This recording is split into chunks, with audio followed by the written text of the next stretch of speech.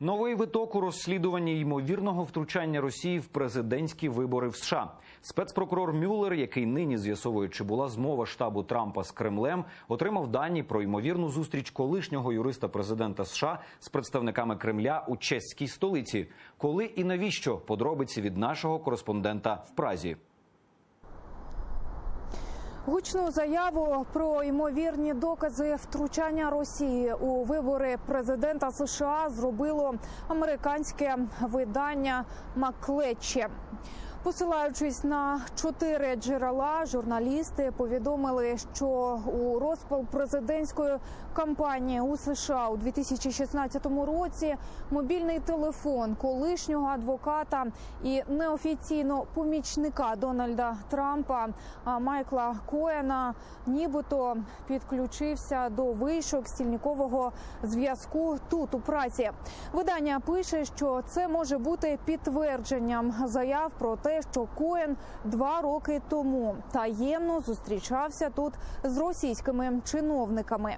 Тільки зараз стало відомо про те, що у вересні 2016 року розвідка Чехії зафіксувала розмову між росіянами, один з яких зазначив, що Коен знаходиться у Празі. Як зазначається, існує навіть електронне підтвердження того, що мобільний телефон Коена на короткий час реєструвався в мережі стільникового зв'язку у чеській столиці. Це не перша згадка зустрічі юриста Трампа Коена з росіянами в Чехії. В досьє колишнього британського шпигуна Крістофера Стіла зазначається, що Коен і принаймні один чиновник з Кремля зустрічалися у Празі у 2016 році, аби обговорити, як найкраще приховати зв'язок між кампанією Трампа і Росією. Майкл Коен вже відреагував на нові звинувачення на свою адресу. У своєму твіттері він написав, що жодного разу не бував у Празі.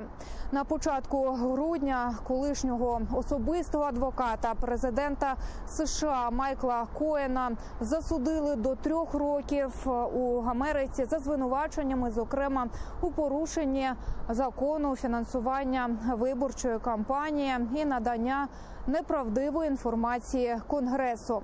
Я нагадаю, нині в США триває розслідування ймовірного втручання Росії в президентські вибори в США.